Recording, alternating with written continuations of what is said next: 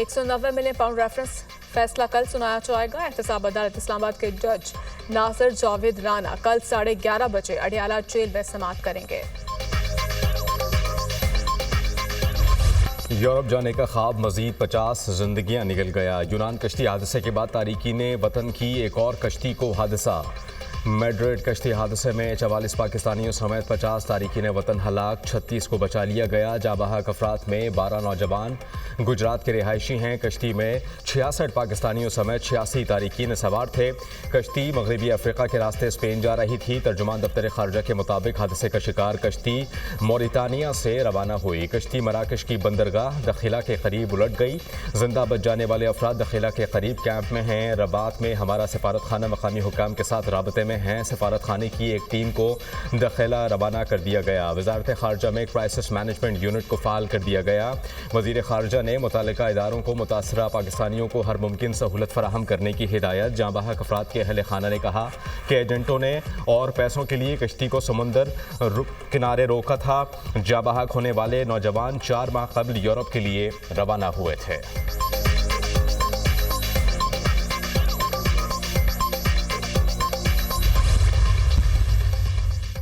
सदर और वज़ीर-ए-आज़म का कश्ती हादसे में जानों के ज़िया पर अफसोस का इजहार। सदर मुमलिकत का जाँ बहक अफराद के लवाहिकीन के साथ इजहार ताज़ियत। सदर मुमलिकत का इंसानी स्मगलिंग की रोकथाम के लिए मौसर और दूररस इक़दाम की ज़रूरत पर जोर। वज़ीर-ए-आज़म शहबाज शरीफ का भी जाँ बहक अफराद के अहल खाना से इजहार ताज़ियत। शहबाज शरीफ ने मुतल्लिका हुकाम से वाक़े की रिपोर्ट तलब कर ली। कहा, इंसानी स्मगलिंग जैसे मकरू अमल में मुलव्विस अफराद के खिलाफ सख्त कार्रवाई होगी। इस हवाले से किसी भी किस्म की कोई कोताही बर्दाश्त नहीं की जाएगी। इंसानी स्मगलिंग के खिलाफ भरपूर इक़दाम उठा रहे हैं।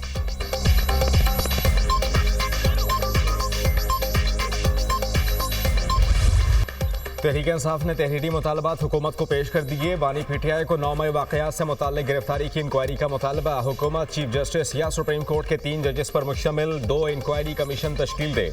कमीशन के जजेस की तैनाती पाकिस्तान तहरीक इंसाफ और हुकूमत की बाहमी रजामंदी से 7 रोज़ में की जाए। इस्लामाबाद हाई कोर्ट में रेंजर्स और पुलिस के दाखिल होने और बानी पीटीआई की गिरफ्तारी के बाद 9 मई वाक़यात की CCTV वीडियोज़ की तहकीकात की जाए। 9 मई वाक़यात के गिरफ्तार कारकुनान और तशद्दुद का शिकार होने वालों की फहरिस्त पेश करने का भी मुतालबा। पीटीआई के मुसव्विदे पर अली अमीन गंडापुर, उमर अयूब, असद कैसर, सलमान अकरम राजा, अल्लामा नासिर अब्बास और हामिद रजा के दस्तखत मौजूद। मुज़ाकरात के आगाज़ पर स्पीकर कौमी असम्बली अयाज सादिक की कमेटी चेयरमैनशिप छोड़ने की पेशकश। उमर अयूब का स्पीकर कौमी असम्बली की चेयरमैनशिप पर एतमाद का इजहार। हुकूमती कमेटी ने पाकिस्तान तहरीक इंसाफ के मुतालबात पर जवाब के लिए 7 रोज़ का वक्त मांग लिया।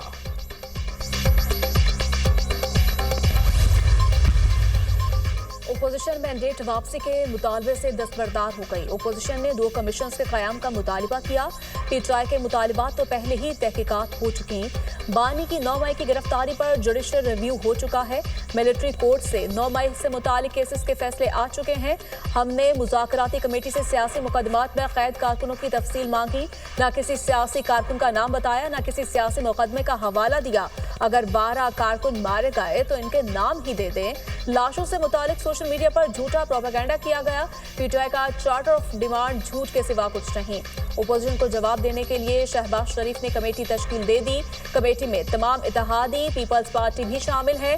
कमेटी पीटीआई के मुतालबात का जायजा लेकर जवाब देगी। वज़ीर-ए-आज़म के मुशीर सियासी अमूर राना सनाउल्लाह और सेनेटर इरफान सदीकी की न्यूज़ कॉन्फ्रेंस। इरफान सदीकी ने कहा, पीटीआई ने 2 कमीशन के लिए 15 TORs पेश किए। मुतालबात दस्तावेजात कम, हुकूमत के खिलाफ चार्जशीट ज्यादा है। बड़ी वजाहत से कह रहा हूँ, पीटीआई के एस्टैब्लिशमेंट से कोई मुज़ाकरात नहीं हो रहे।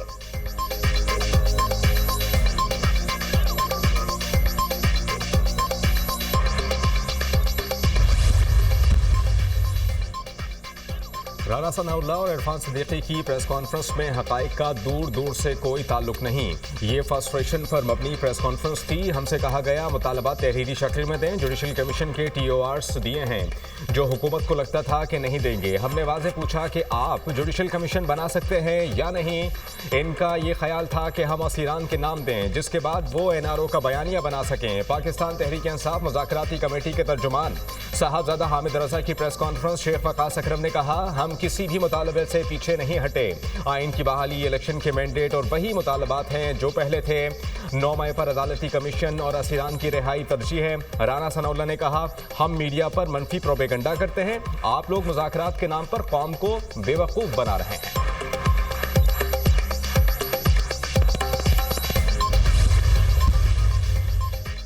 बैरिस्टर गौहर ने आर्मी चीफ से मुलाकात की तस्दीक कर दी। अडयाला जेल में गुफ्तगू करते कहा, एस्टैब्लिशमेंट से बराह रास्त मुज़ाकरात खुशाइंद है। मेरी और अली अमीन गंडापुर की आर्मी चीफ से अलहदगी में मुलाकात हुई। आर्मी चीफ के सामने तमाम मुतालिबात और मामलात रख दिए। मुलाकात में मुल्क इस्तेहकाम से मुतालिक तमाम अमूर पर गुफ्तगू हुई। दूसरी जानिब से मुस्बत जवाब मिला। उम्मीद है अब सूरत हाल बेहतर हो जाएगी। बैरिस्टर गौहर ने दुनिया न्यूज से खुसूसी गुफ्तगू में कहा, आर्मी चीफ से मुलाकात बानी पीटीआई की हिदायत के मुताबिक हुई।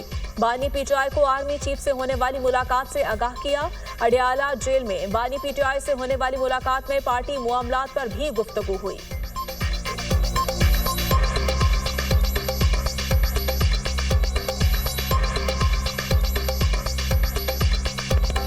आपने ब्रीफ किया जी, जो आर्मी चीफ से मुलाकात आपकी हुई इमरान खान को?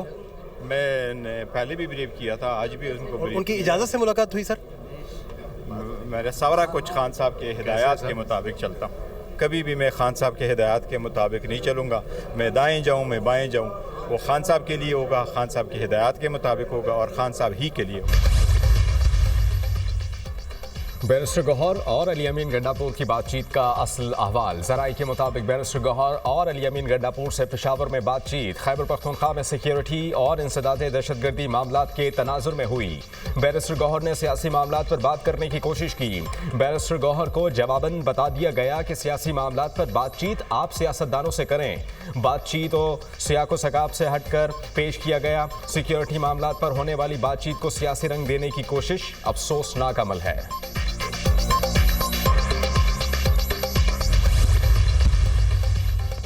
बानी पीटीआई से अडयाला जेल में मुलाकात होनी चाहिए। हुकूमत ने 7 दिनों में कमीशन के हवाले से भी बताना है। पाकिस्तान में एनर्जी क्राइसिस हमारे सरों पर है। कैपेसिटी पेमेंट की वजह से बिजली की कीमतें बढ़ रही हैं। गलत मुआहिदों की वजह से बिजली 85 रुपए फी यूनिट से जायद हो गई।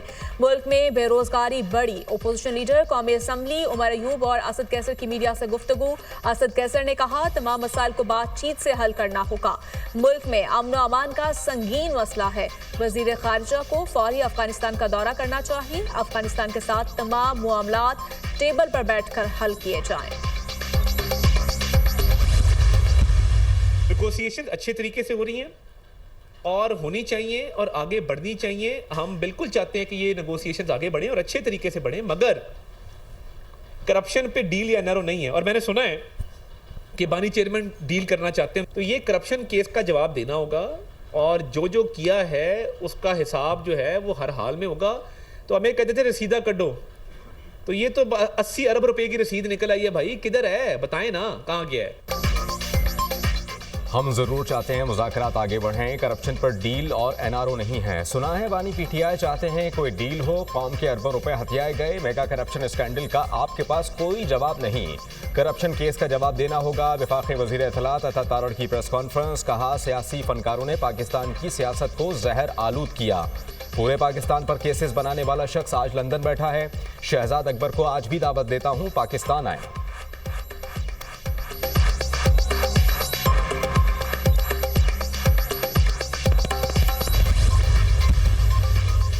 बानी पीटीआई और बुशरा बीबी के खिलाफ 190 मिलियन पाउंड रेफरेंस के फैसले का मामला।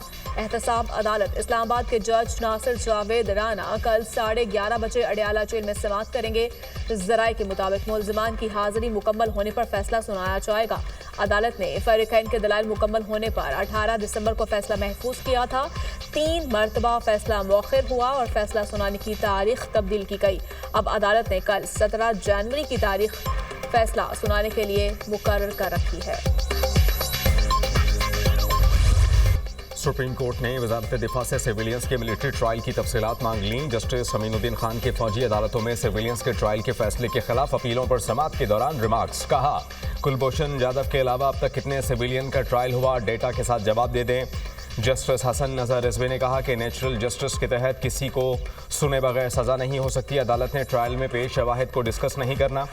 अदालत महज शवाहिद का जायजा लेना चाहती है। अदालत देखना चाहती है कि ट्रायल में शहादतों पर कैसे फैसला हुआ। जस्टिस मोहम्मद अली मजहर ने रिमार्क्स दिए। अदालत ने प्रोसीजर देखना है, क्या फेयर ट्रायल के मिलिट्री कोर्ट में तकाजे पूरे हुए। वजारत दिफा के वकील ख्वाजा हारिस ने कहा, मिलिट्री ट्रायल में पूरा प्रोसीजर फॉलो किया जाता है। अदालत को एक केस का रिकॉर्ड जायजे के लिए दिखा देंगे। अगर कानून के सेक्शंस दुरुस्त करार पाए तो दरखास्तें नाकाबिले समात होंगी।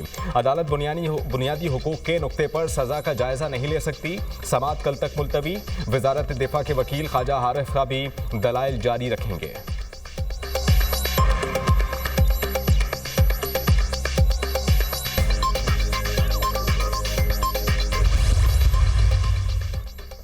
Chief justice Lahore high court justice Aalia Neelam का कसूर सेशन कोर्ट का दौरा।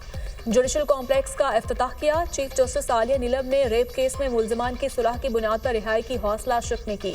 मातहत अदलिया के जजेस से कहा कि ज्यादती के मुलजमान किसी रियायत के मुस्तहिक नहीं।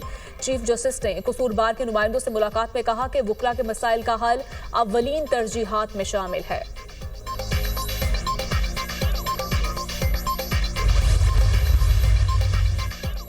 मुल्क के बेशतर इलाकों में मौसम सर्द। गिलगित बाल्टिस्तान में कड़ाके की सर्दी। लेह में दर्जा हरारत -12, स्कर्दू में -10 सेंटीग्रेड रिकॉर्ड। मरी में बर्फबारी ने मौसम हसीन बना दिया। बलूचिस्तान में शदीद सर्दी। कोयटा में दर्जा हरारत -2 रिकॉर्ड। कला अब्दुल्ला में बर्फबारी। नज़ारे सफ़ेद। आज़ाद कश्मीर में वादी नीलम, बाग और दीगर इलाकों में बर्फबारी। सर्दी की शिद्दत बढ़ गई।